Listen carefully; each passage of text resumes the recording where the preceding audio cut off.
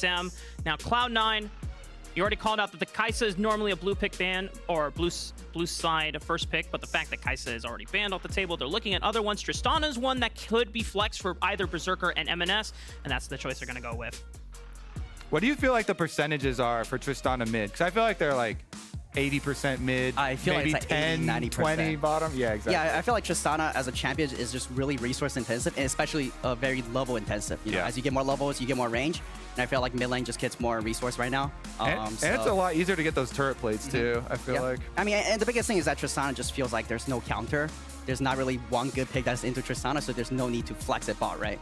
Is there going to be a battle over like AP jungle now with double AD possible solo laners locked in? Yeah. TSM grabbing Jace for themselves, like Maokai or something? Yeah, I mean, I think honestly that's just the meta in general. Just people, just because like these AD mids are just so strong right now. I think junglers are forced to play AP jungle, right? So like we'll see like Maokai, some people play Tristana and this Rel as well. Just a lot of CC to enable them.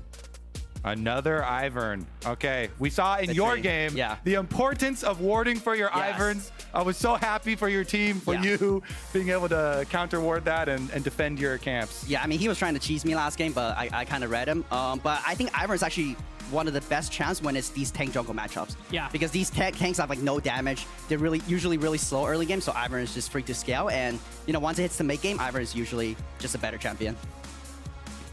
And TSM locking in this Alistar. More engaged power for Chime. As we're heading into the second round of bans and picks here, things like 80 carries that TSM still need to lock in for WildTurtle, I imagine that will be the focus for Cloud9 as they start to dwindle down on bans. Yeah, pretty standard openings and answers here. You know, the Rel priority into Alistar counter is also one of our most popular exchanges. They ban away the Sylas as well, not wanting to give over Alistar or Maokai ultimate. I feel like that is a necessity. Even if you just have one of these champions for TSM, like, oh, we picked Alistar, you've got to cover ban the Sylas because the ult is just so good to steal. But with that plus Maokai, definitely deserved. It's not necessarily the most exciting jungle matchup for you to talk about, speak up, but at least there's still Ivern tricks that you get to kind of share your wealth of information on. A lot of the early clears that Ivern gets to do, you already called it out, like the fact that if you're not playing against like a skirmishing jungler, like a Xin Zhao or something, they can't really threaten you on the first clear. Well, I mean, I think Ivern is very different from the traditional junglers just because you can't hit the camps. So the way you clear the camps is very different, and the timings is different, right? Because you have to touch the camps, you walk around, and then you have to collect it later. So, you know, there's a lot of things you could do. You usually get more timers than the enemy jungler if they're a tank.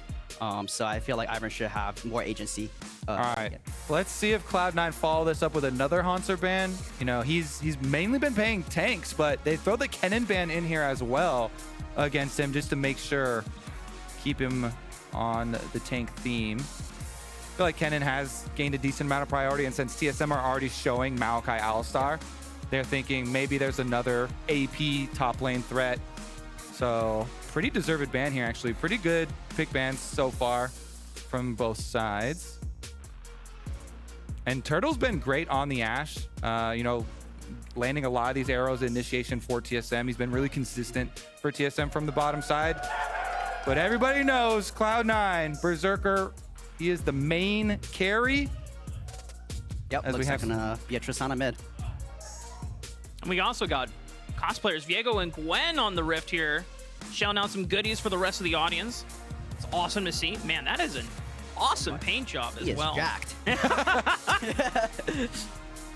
Props to that guy. Cloud9 are going to wrap out their composition with Fudge's Cassante, and that means TSM will get a chance for their counter pick into that matchup. Jax could be the answer. Gangplank another potential over here. For the most part, TSM do have a pretty much standard front-to-back composition. Ashe is great when you're just hitting the tanks in front over and over, and then you have that Jace for extra poke as well. And because this is mostly AD threats from TSM, I imagine that this will be an AP-centric build from Bugi's Maokai.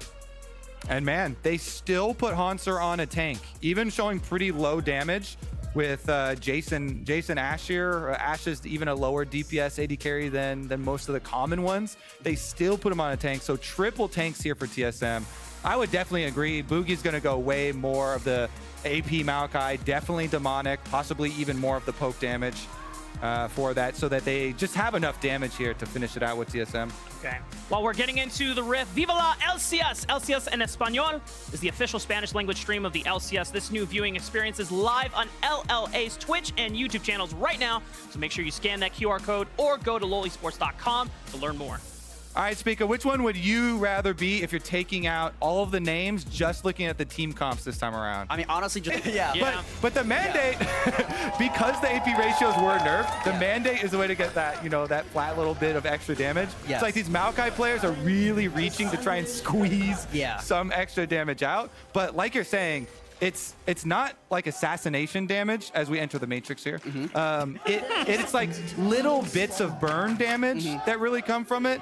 And it does seem difficult for this TSM comp to actually kill back line. And when you have Ivern shields for a Tristana and an Aphelios, it does seem pretty hard for TSM to get through that into the back lines. And so it kind of forces them to do front to back here, since they do have so many tank champions. We'll see how it plays out. Maybe TSM can get some early plays. They do have a lot of CC. Alistar and Maokai, sometimes you can get a lot of picks early on in the game, and maybe they can do some mid-jungle stuff around mid-lane. Yeah, I mean, I think the most important thing this game, at least for TSM, is to just get mid and bot ahead, right? I think Bugi has been playing really, really well around bot lane and getting bot lane ahead. A lot of times, you know, he's 3-camp, flashing over Dragon Pit, and then, you know, get the free first blood. So, you know, we'll see what he does this game. And then, you know, if he is able to accomplish that, I feel like TSM can definitely win. Starting up on the Raptors, a little ward from Cloud9's side is going to spot out Bugi here, so TSM know that Cloud9 has that information on him. If he still wants to go for an aggressive clear, looking for an earlier clear timer and make his way towards the bottom side of the map, I imagine that he would have to skip over one of these two camps, but it looks like he's just going for the standard full clear. Yeah, I mean, I just want to highlight the Ivern clear here because I just played Ivern. He's doing the same path as I did last game. So you touch blue buff, you Q over to Wolf, and you do Raptor's Grump, and then you can opt into, you know, touching the Krugs as well. And then you smite on the Grump, so you're gonna, you know, finish your full clear around, like, I think, like 256. Yeah. It is very fast. Yeah, it's insanely early. With the best feeling change I feel like they did to Ivern when they gave him a whole bunch of the buffs was that you can spam Q on all the camps now because you get the refund. It is so good, and that really sped up the clear because Ivern's basically all about travel time, walking around since you're just channeling the camps anyway. And here it is. Smite the Grump. Smite it and keep on through with the clear. Boom. The other thing about this route is that you end towards bottom side, you know, and that's where you want to end anyway, since your top laner is a Cassante into a tank matchup. Yeah. So also puts Blaber in the correct position to play around Berserker, who has really been the big carry there for Cloud9, especially pushing mid too. Yeah, and I feel like right now Bugi is kind of dangerous because they have a good idea of where he started, right? So now Blaber is just going to walk into his jungle, look at him, and he still has another smite charge, so, you know, he might be able to contest the blue or Grump. And with bottom lane pushing in, it's going to be really difficult for WildTurtle and Chime to be able to help Bugi defend that last camp that he's got on his mind. 700 HP on this blue buff. Blaber would have to at least use his passive first, but he's going to go for the Grom, channeling it. Oh, gets interrupted by Bugi. Looks like we're gonna have a fight here. Yes, sir. We're going to have a big brawl in the jungle, but it's so much damage onto Bugi. It's first blood over to Zven, and their prize is that Grom. That was actually a really nice timing from Zven on his crash down there. Right as Chime went in with the Alistar, Zven lands the crash down. They get the double buffs. This already, only 340 into the game, is such a massive lead for Cloud9. Over 1,000 gold. They stole the double buffs away as well. This looks painful, and considering this TSM comp doesn't have a lot of damage for later either. Yeah. Spica. I mean, I just want to point out Berserker just flash over the wall to 100 HP shot. He's trying to help out his team there. Giga Chad stuff. But yeah, like I was saying, I think this matchup is very hard for Maokai. Just because, you know, there's a huge clear speed gap, and I feel like Ivern's just really good into Maokai's kit as well. So Blaber comes in, he pops the plant, so he's got vision of Bugi, goes in for the channel. And here's what we're talking about. Zven gets a good crash down timing as Chime goes in. He's already in the air, gets the interrupt there on Chime. They burst down Bugi, and then bottom of the screen, Berserker flashes over. He's there to help. He's like, here, guys, keep on killing him, right? He knows. The sly little smirk there. He was ready with the purple gun, just in case they wanted to get an extra route there. Yeah. I do want to put you in the more difficult scenario, though, speaking. It's like, try and pilot, you know, TSM comms or TSM, you know, what do we do with how difficult it looks like the setup is now, both with the comp and with the way the early game is going? Well, I mean, one good thing about what happened there is that now Berserker has no flash. Aha. So you want to gank them, you want to play through bot lane. I think their bot 3-3 is still, you know, there's potential there. So I think just want to take bot side control and see what happens. This could be bad for TSM. Bugi was seen coming down on the ward, so they called Blaber and Zven up for a counter gank here. That ward, oh, look at all those wards through the red quadrant of Bugi's jungle. Maokai was seen coming over, so Cloud9 know. Bugi's on that top side. They already defended mid. They can just collapse right back down to Dragon. And on top of that gold lead, get the first objective. Now it's just on EMENES to avoid.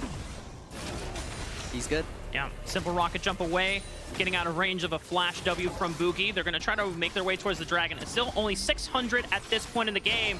So if Bugi can get in there, maybe they're going to chance for it. 1400 HP on the Dragon. Blaber's in a bit of trouble. He's split up from Berserker. He can't aggressively walk in because he has no flash from before. And TSM just brute force their way into the pit. And they're going to look for more. Sven is forced to get the hell out of there with the crash down. He makes it out alive, unless Hauntzer wants to get spicy with a flash of his own. But TSM got all that they came for. That's huge for TSM. Mountain Dragon takes so long to kill. It's the tankiest of the dragons, most health. So TSM, even though Bugi was seen on top side, they just walk everybody through mid. They power over to the Dragon, force Blaber into the corner, get the kill and the objective. I mean, we talked about what do you need as TSM. Yep. That's a delivery right there. Thank you very much on a silver platter. Yeah, I also just want to point out that Hauntzer also TP mid. I think a lot of times he is playing more the utility role, and I think, you know, holding that TP, trying to help our team when they're in a bad position is a good play. Sacrifice for the team as always. Fudge is coming in. But Hex Flash channel from Bugi now puts Fudge in a dangerous position. He's forced to run away from the tower. Thankfully, he is a tank. He's got a little bit more HP to burn. Chime looking for a flank of his own. He's looking. I was really thinking that we were going to get something right then and there, but now he makes his approach. Can he clip him out of the rocket jump? Yes, he does! Flash right on top of it! It's a flash for flash, but being able to trade support flash for mid flash is an advantage every day. Yeah, that was really good, actually. Both those flashes were very good. Chime, because he wanted to interrupt the timing on the rocket jump, but EMENES also knows a headbutt is coming right after, so uses his as well. All right, TSM got a couple of moves here left in their pockets. Hauntzer as well, you mentioned, like, it's only a bit of CS on top side that they lose out on, and it's a tank-on-tank matchup, so not too bad, having expended his teleport towards mid and helping out with that team play. Now, though, we're looking towards Rift Herald as it's about to come up. Still no level 6s for the junglers, and Zven is early on this invade. Yeah, the control ward in that red quadrant jungle, so they have all eyes on the members of TSM trying to get into the pit. As Sven, Hex flashing over the wall, but he might be cut off. He's going to walk over to Berserker for safety. Meanwhile, Berserker still waiting on his flash that is about to come up. And TSM are going to try to start up this Rift Trail. Do Cloud9 have a chance to contest here? I mean, Sven's so low. He got chunked pretty hard off that, but he's still here. Yeah, I mean, I think TSM has, you know, 5 people on the top side of the map while Fudge is hitting bot tower, so I think should be TSM's hero. And, you know, the C9's goal right now is to try to just stall time and, you know, give as much play to Kaysan as possible. Nature's Grasp from Bugi clips out Sven. No flash there, and Spica is trying to get into it. Oh, the Rift Herald Hauntzer almost falls to the Shelly, but TSM is able to secure it. TSM are dominating them, actually. What the heck? The neutral objectives back to back here. Cloud9, like you say, they make the call. Fudge stays bottom. Fudge is pushing bottom side. There's, you know, minions dying to the tower, and looks like he got a turret plate, but Rift Herald and kill for TSM. All right, well, EMENES doesn't have flash, so he's got to be careful about how far he steps up here. He's got Blaber right behind him for safety. Bugi had already used his ultimate, so no danger there as they push this wave in. Maybe they can look for a rotation to the bottom quadrant of the jungle where there's still camps, unless Bugi decides. Now he's just going to Hex Flash back to safety. They're looking for the dive because Cassante was already in there. The crash down from Sven. It's a lot of damage. The Buster Shot from EMENES, but no one goes down from TSM. That Fudge taking another little adventure behind mid tower. His whole health bar spot right between the mid T1 and mid T2. Ignite used there, doesn't go down, so avoids death, but still the onslaught from Cloud9. EMENES trying to get another demolish proc and will be able to finish that plate. Things are really tense between these two teams. It seemed like Cloud9 was about to have a huge snowball at the beginning of the game. TSM being able to answer back, but now this dive could get dicey. The minion wave has already died from Cloud9, so they have to wait on the next one. Looks like they've got some defensive support coming. Chime up the lane, Bugi coming to follow as well. So I think Turtle is past the worst of it here, past the possible threat, dealt with the minion wave, killed it off before Zven's able to get in position, and TSM just fine here, really stabilizing. But these super deep wards for Cloud9 though, they've been positioning all around mid lane, keep having Fudge come from behind the tower, keep on re-invading, tracking jungle here, so that they still have that same gold lead. But Rift Herald is still in Bugi's hands, so TSM have an option here to try and get a little bit more. Yeah. Speak up from both teams' perspectives. How do they want to set up for this next dragon that's coming up in 10 seconds? I mean, honestly, so far looking at the game, I feel like it's going to be hard for TSM to fight. I think they have to look for a number advantage just because right now, I think C9 has 3 lane crowds. If the game is just, you know, laning 1v1, 2v2, C9 should be able to push 3 lanes. So, you know, I really like what TSM is doing there, sending 3 people bot, 4 spalling prow, and then you could go up river and look for a fight from there. And Cloud9 looks like they're making the call. EMENES taking turret plates while TSM are focusing on bottom side. The crash doesn't take out the turret quite just yet, but they have enough damage between all members of TSM as the Enchanted Crystal Arrow from WildTurtle is just going to stop Fudge in his tracks. The dragon is still not started up by TSM as they go for a tower-for-tower trade. EMENES not being able to take out the top turret quite just yet. He's going to continue the split push here, and Cloud9, do they want a contest here? That would be dangerous. Yeah, I think they just keep EMENES top side, but they're going to go for a teleport. Really? Keeper's Verdict winding up, but if Hauntzer doesn't hit anyone, Fudge had the unstoppable. But Bugi slays the dragon, secures it for TSM. 2 dragons to the name. Do they want to fight this? 5 members against 4. Cloud9 are outnumbered here, but they're doing more damage than TSM! And EMENES with the flank. WildTurtle is completely isolated. He gets taken out by the members of EMENES and Fudge. Cloud9, even though they didn't get the dragon, they pulled a hoodwink over TSM. Yeah, huge engage from Zven there, you know, a resident Yuumi player. Yeah. I feel like, you know, every time I see him play well, he's actually been playing really well. A lot of huge engages, even in the loss, I think, a few games ago. Yeah. He has some good plays, so yeah, really good fight by C9. Yeah, another big one there from Zven. And then even though EMENES did stay for a while on top side and get the top turret, coming in later at the bottom side of the river, cut him off, was able to get the extra kill. And since Fudge is able to Cassante over the wall there, Cloud9 getting a bunch more money, even though they give up this dragon. And here's another look at it. As you can see on the minimap, EMENES says, hey, I'm going to finish this tower on top side. You guys handle the 4v5 until I get there. And this is what you're talking about. Zven's looking, goes for the rel engage, gets 3 of them while Fudge Cassante ults the Maokai over the top. And then WildTurtle separated with 2 Cloud9 solo laners right next to him. So they completely dissect the TSM setup. It's a 3,000 gold lead overall for Cloud9 at 13 minutes into the game. So Cloud9 still have the wallet difference on their side. And with more towers to take on the bottom side, Cloud9 can continue extending that gold lead. But from TSM's perspective, what do they need to do, Spica, to be able to turtle in and kind of hold on for this team fighting composition? Yeah, I mean, I feel like right now it's going to be really hard. Ivan already got his completed items. I think the only hope right now is for Insanity to just smurf. I think Jason's not doing, you know, bad, and I think Jason's honestly most of the damage in this comp. So, you know, you just want to get more goals to Jace and then fight around him. Yeah, everything else is more like slow burn damage. You know, you got Sunfire Poppy, Demonic coming soon on Maokai, and Ash Arrow's trying her best. But other than that, yeah, Cloud9 here, looks like push out on both sides. They've got such a healthy gold lead here. Fudge with a Sunfire of his own heads right back towards bottom side, and since top tower's already taken, they can just have EMENES shove out first and then roam in to go with these invades. 4-person invade for Cloud9 off the top half, where they've already taken down the defense of the tower. Yeah. Then moves in, trying to continue to control this area here. It's the aftermath of what happens after a tower is felled. You lose control as Cloud9 are starting to push their vision line into the quadrant of TSM's jungle. I say maybe the one opening for TSM, maybe they can find an angle for a turtle ash arrow on someone separated and be able to focus that person down. Looks like Cloud9 have done a good job grouping up though. They're not giving anybody a separated angle here. Rift Trail. They'll just set up 5-person. Daisy's out. Fudge in the front. Zven here looking for an engage on the rail. And that's just too dangerous for TSM to walk into. Yeah, I mean, I feel like C9 has been playing this game pretty smart. You know, when giving up objectives, they always try to trade for something. And now, you know, they got all the go and they got all the lane crowd. They just, you know, take the easy hero.